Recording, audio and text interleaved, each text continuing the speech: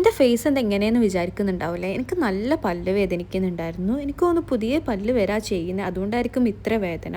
അങ്ങനെ ഞാനും എൻ്റെ സിസ്റ്ററും അക്കയും കൂടി പുറത്തേക്ക് പോകാട്ടോ ചെയ്യുന്നത്.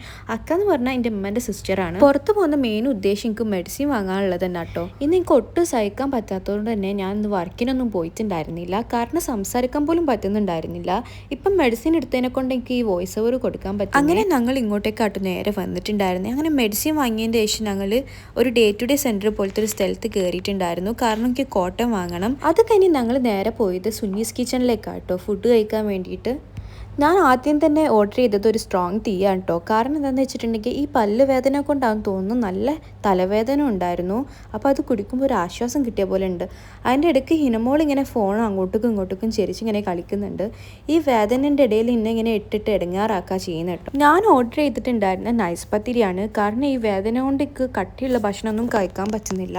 അതുകൊണ്ട് ഞാൻ നൈസ് പത്തിരിയും ചിക്കൻ കറിയും ആട്ടോ ഓർഡർ ചെയ്തിട്ടുണ്ടായിരുന്നേ.